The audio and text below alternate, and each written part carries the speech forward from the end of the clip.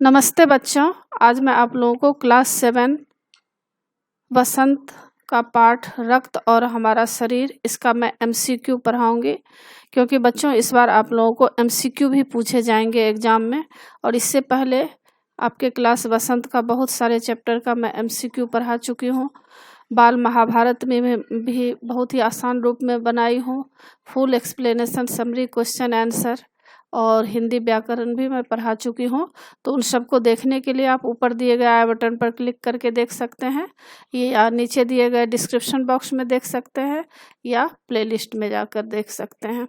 और बच्चों आप मुझे इंस्टाग्राम, फेसबुक और ट्विटर पर भी फॉलो कर सकते हैं। तो अभी रक्त और हमारा शरीर इसका एमसीक्यू पढ़ेंगे, लेकिन एमसीक्यू प्रश्न उत्तर से पहले कुछ पैराग्राफ जो है रक्त और हमारा शरीर का, उसको पढ़ना बहुत ही ज़रूरी है, क्योंकि अगर आप उसको पढ़ लेंगे तो आप एमसीक्यू आराम से बना सकेंगे।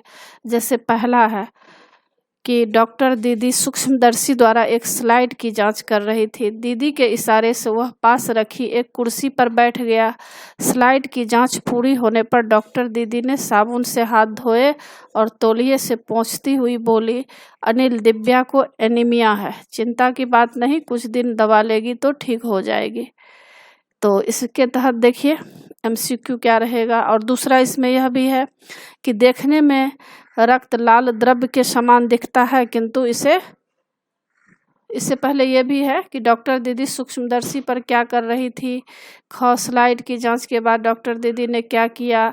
ग, खून की जांच से डॉक्टर दीदी को दिव्या की किस बीमारी का पता चला। तो इसका उत्तर भी नीचे दिया गया है। डॉक्टर दीदी सूक्ष्मदर्शी पर स्लाइड पर रखे दिव्या के खून की जांच कर रही थी। ख, स्लाइड की जांच के बाद डॉक्टर दीदी ने साबुन से हाथ धोकर तौलिए से पोंछे। ग, खून की जांच से डॉक्टर दीदी को पता चला कि दिव्या को एनीमिया है। और दूसरा है, देखने में रक्त लाल द्रव्य के समान दिखता है, किंतु इसे सूक्ष्मदर्शी द्वारा देखें तो यह भानुमति के पिटारे से कम नहीं। मोटे तौर पर इसके दो भाग होते हैं। एक भाग पर वह तरल है जिसे हम प्लाज्मा कहते हैं। दूसरा वह जिसमें छोटे बड़े कई तरह के कण होते हैं, कुछ लाल, कुछ सफ़ेद और कुछ ऐसे जिनका कोई रंग नहीं होता, जिन्हें बिंबाणु या प्लेटलेट कण कहते हैं। ये कण प्लाज्मा में तैरते हैं। तो इतने सारी बातों की आपको जानकारी मिल गई। तो अब देखिए इसके तहत ही आपको बहुविकल्पी यानी एमसीक्यू पूछे जाएंगे। तो आप चाहें, अगर आपके पास समय है तो आप इस पैराग्राफ को अच्छी तरह समझकर एमसीक्यू बनाएं, या आप डायरेक्ट, अगर आपके पास समय नहीं है तो एमसीक्यू डायरेक्ट भी पढ़ सकते हैं, याद कर सकते हैं।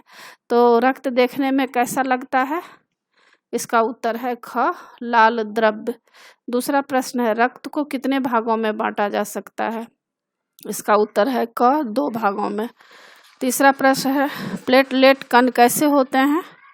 इसका उत्तर है, इनका कोई रंग नहीं होता। ख है, ये प्लाज्मा जैसे तैरते हैं। तो इसका ख उत्तर सही होगा। चौथा है, बिंबाणु किन्हें कहते हैं।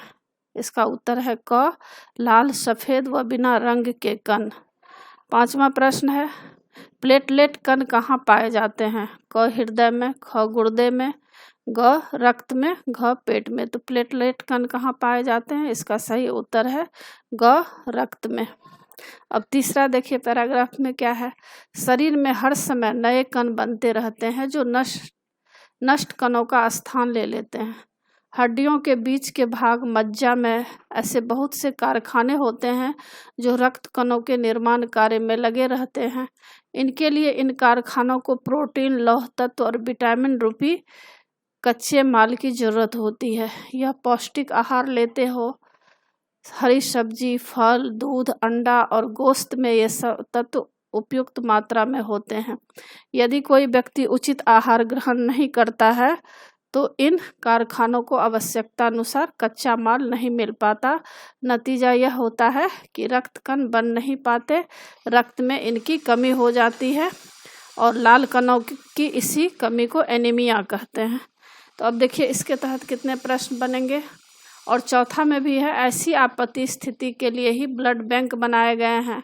प्राय हर बड़े अस्पताल में इस तरह के बैंक होते हैं जहां सभी प्रकार के रक्त समूहों का रक्त तैयार किया जाता है, किंतु इन ब्लड बैंकों में रक्त का भंडार सुरक्षित रहे, इसके लिए यह आवश्यक है कि हम समय समय पर रक्तदान करते रहें।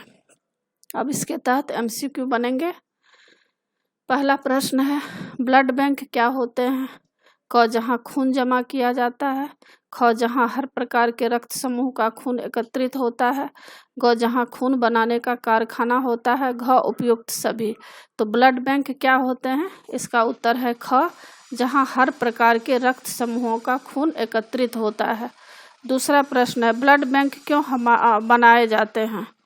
क, खून बांटने हेतु। ख, आपात स्थिति में खून की आवश्यकता हेतु। ग, धन कमाने हेतु। घ, सामाजिक कार्य करने हेतु। तो ब्लड बैंक क्यों बनाए जाते हैं? इसका उत्तर है ख, आपात स्थिति में खून की आवश्यकता हेतु। तीसरा प्रश्न है, ब्लड बैंकों में रक्त कहाँ से आता है? क, मनुष्यों से। ख, पशु पक्षियों से। ग, विभिन्न रासायनिक पदार्थों द्वारा। घ, विदेशों से। तो ब्लड बैंक में रक्त कहाँ से आता है? इसका उत्तर है क, मनुष्यों से। चौथा प्रश्न है, विभिन्न रक्त समूहों का क्या अर्थ है? क, सभी लोगों में विभिन्न समूहों का रक्त पाया जाता है। ख, अलग अलग तरीके से बंद करना।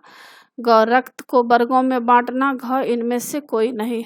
तो क्या पूछ रहे हैं प्रश्न कि विभिन्न रक्त समूहों का क्या अर्थ है? इसका उत्तर है क, सभी लोगों में विभिन्न समूहों का रक्त पाया जाता है।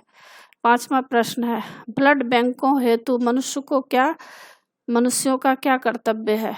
क, निरंतर रक्त एकत्रित करें। ख, समयानुसार रक्तदान करें। ग, अपने रक्त को मुंहमांगी कीमत पर बेचें। घ, एक दूसरे से रक्त बदलें। तो ब्लड बैंकों हेतु मनुष्यों को क्या कर्तव्य है? तो उत्तर है ख, समयानुसार, मतलब समय के अनुसार रक्तदान करें। तो बच्चों आगे 5वां पैराग्राफ में क्या है? 18 वर्ष से अधिक उम्र के स्वस्थ व्यक्ति ही रक्तदान कर सकते हैं। एक समय में उनसे लगभग 300 मिलीलीटर रक्त ही लिया जाता है। प्रायः यह समझा जाता है कि रक्तदान करने से कमजोरी हो जाएगी, किंतु यह विचार बिल्कुल निराधार है। हमारा शरीर इतना रक्त तो कुछ ही दिनों में बना लेता है। वैसे भी शरीर में लगभग 5 लीटर खून होता है। इसमें से यदि कुछ रक्त किसी जरूरतमंद व्यक्ति के लिए जीवन दान बन जाए तो इससे बड़ी बात क्या होगी। तो इसमें भी कुछ प्रश्न बन रहे हैं, जैसे कि क का है, कितने वर्ष की उम्र से व्यक्ति रक्तदान कर सकता है और कितना? ख, क्या रक्तदान देने से शरीर में कमजोरी आ जाती है? ग, हमारे शरीर में लगभग कितना रक्त होता है? तो क का प्रश्न है कि कितने वर्ष की उम्र से व्यक्ति रक्तदान कर सकता है और कितना? उत्तर है 18 वर्ष की उम्र से व्यक्ति रक्तदान कर सकता है। एक समय में 300 मिलीलीटर तक ही खून लिया जाता है। ख का प्रश्न है, क्या रक्तदान देने से शरीर में कमजोरी आ जाती है? उत्तर है, रक्तदान करने से शरीर में किसी प्रकार की कमजोरी नहीं आती। जितना रक्त हम दान देते हैं कुछ ही दिनों में शरीर में उसकी मात्रा पूरा हो जाता है। और ग का है, हमारे शरीर में लगभग कितना रक्त होता है? इसका उत्तर है ग, हमारे शरीर में लगभग 5 लीटर खून होता है। और बच्चों इसमें कुछ शॉर्ट प्रश्न भी हैं, जैसे कि रक्त के बहाव को रोकने के लिए क्या करना चाहिए? तो इसका उत्तर है, रक्त के बहाव को रोकने के लिए उस स्थान पर कसकर साफ कपड़ा बांध देना चाहिए, क्योंकि दबाव पड़ने से रक्त का बहना कम हो जाता है। फिर जल्दी ही डॉक्टर के पास ले जाना चाहिए। दूसरा प्रश्न है, खून को भानुमति का पिटारा क्यों कहा जाता है? उत्तर, भानुमति का पिटारा यह एक ऐसी लोकोक्ति है जिसका अर्थ है एक पिटारे में भांति भांति की वस्तुएं। खून को भानुमति का पिटारा कहा जाता है क्योंकि यदि सूक्ष्मदर्शी से खून की एक बूंद को जांचा जाए तो उसमें लाखों की संख्या में लाल रक्त कण मौजूद होते हैं, जिनकी हम कल्पना भी नहीं कर सकते। इसके अलावा सफ़ेद कण व प्लेटलेट कण भी उसमें पाए जाते हैं। तीसरा प्रश्न है, एनीमिया से बचने के लिए हमें क्या क्या खाना चाहिए? उत्तर, एनीमिया से बचने के लिए हमें पौष्टिक आहार का सेवन करना चाहिए। हमें अपने भोज्य पदार्थों में उचित मात्रा में हरी सब्जियां, फल, दूध, अंडे व गोश्त खाना चाहिए, ताकि हमारे शरीर को प्रोटीन, लौह तत्व और विटामिन की पूरी विटामिन पूरी तरह से मिलते रहें। और चौथा प्रश्न है, पेट में कीड़े क्यों हो जाते हैं, इससे कैसे बचा जा सकता है। उत्तर है, पेट में कीड़े दूषित जल मतलब गंदे पानी और खाद्य पदार्थों द्वारा शरीर में प्रवेश करते हैं। इनसे बचने के लिए सफाई से बने खाद्य पदार्थ ग्रहण करने चाहिए, भोजन करने से पहले हाथ धोने चाहिए और साफ जल पीना चाहिए। इसके अलावा हमें कभी नंगे पांव नहीं घूमना चाहिए, क्योंकि जमीन की ऊपरी सतह पर एक प्रकार के कीड़े पाए जाते हैं। ये अंडे से उत्पन्न लार्वे की सहायता से शरीर में प्रवेश कर आंतों तक पहुंच जाते हैं, इसलिए नंगे पांव कभी घूमना नहीं चाहिए। और पांचवा प्रश्न है, रक्त के सफ़ेद कणों को वीर सिपाही क्यों कहा गया है। उत्तर, रक्त के सफ़ेद कणों को वीर सिपाही कहा गया है क्योंकि ये रोगों की कीटाणुओं को शरीर में घुसने नहीं देते, उनसे डटकर मुकाबला करते हैं। ये हमारी बहुत सी रोगों से रक्षा करते हैं। तो बच्चों, इसी के साथ पाठ की समाप्ति होती है। आशा है आप लोगों को सारा पाठ अच्छी तरह समझ में आ गया होगा।